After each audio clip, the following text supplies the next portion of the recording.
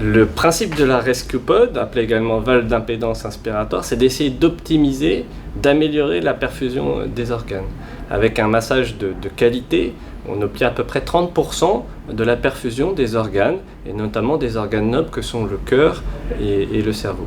La question, c'est comment faire mieux que ça, comment améliorer ça. Le but de la rescue pod, c'est de répondre à cette question-là. Améliorer la perfusion du cœur pour essayer de le faire repartir davantage, améliorer la perfusion du cerveau pour essayer d'avoir moins de séquelles neurologiques. La valve d'impédance va bloquer l'entrée d'air au niveau des poumons.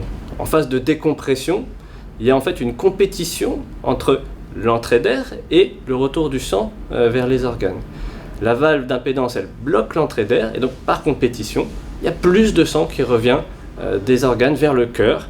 Et s'il y a plus de sang qui revient vers le cœur en phase de décompression, à l'éjection suivante, il y a plus de sang injecté et donc on améliore comme ça la perfusion des organes que sont le cœur et le cerveau.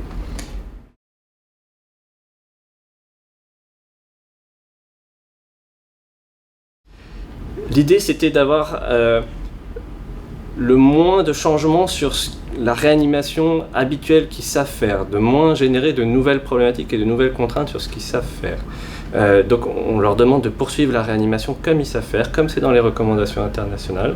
Et par contre, on va rajouter, entre le masque facial et le bas-vu, le dispositif Rescue Pod.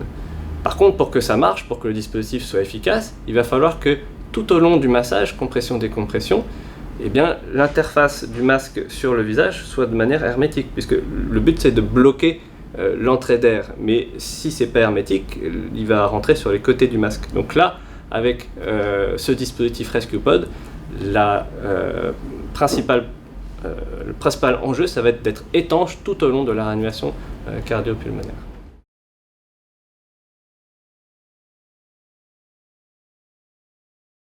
La valve d'impédance Rescue Pod est utilisée depuis à peu près 15 jours, donc on a un recul encore faible, mais on a déjà des premiers signaux positifs.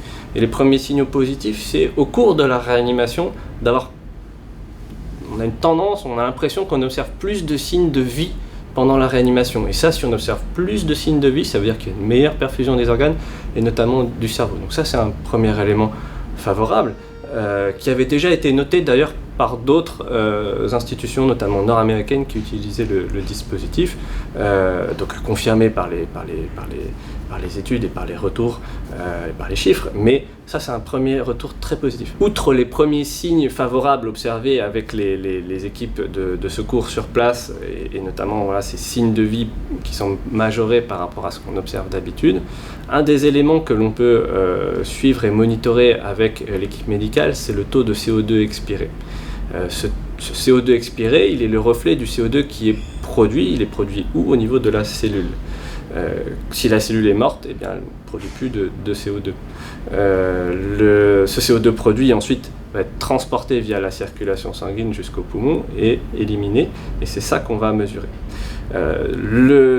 Avec le dispositif Rescue Pod, quand on le met chez un patient, eh bien, on a l'impression que ce CO2 est plus élevé en sortie. S'il est plus élevé en sortie, c'est-à-dire qu'il y en a probablement plus qui a été produit, qu'il a été correctement éliminé, envoyé jusqu'au poumon pour être éliminé. Et donc ça semble témoigner d'une meilleure perfusion des organes. Plus le CO2 au cours de la réanimation se maintient et est élevé, et plus ça semble être le témoin d'une viabilité des cellules qui le produisent et d'une bonne circulation jusqu'au poumon pour l'éliminer. Donc ça, c'est un témoin indirect qui est favorable. Évidemment, le Graal, c'est de faire repartir les gens et qu'ils survivent avec un bon pronostic neurologique. Mais déjà, d'observer ça, c'est déjà un élément très favorable.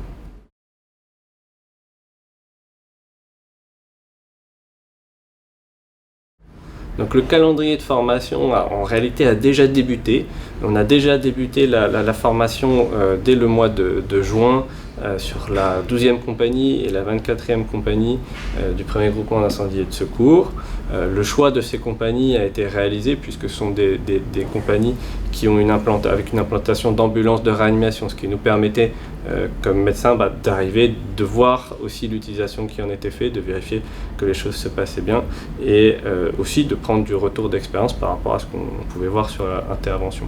Au cours de l'été, on va évaluer, voir si l'utilisation de ce nouveau dispositif génère des contraintes que l'on n'a peut-être pas imaginées chez les équipes de secours. Est-ce qu'ils vont avoir des crampes au niveau des avant-bras, le fait de rester hermétique tout au long de la RCP, est-ce qu'il va falloir faire une rotation des équipiers à la tête? Donc on va essayer de voir ces choses-là, de voir les contraintes liées à la mise en place et à partir de là s'en servir comme retour d'expérience pour former le reste du premier groupement et le reste des autres groupements de la brigade à l'automne.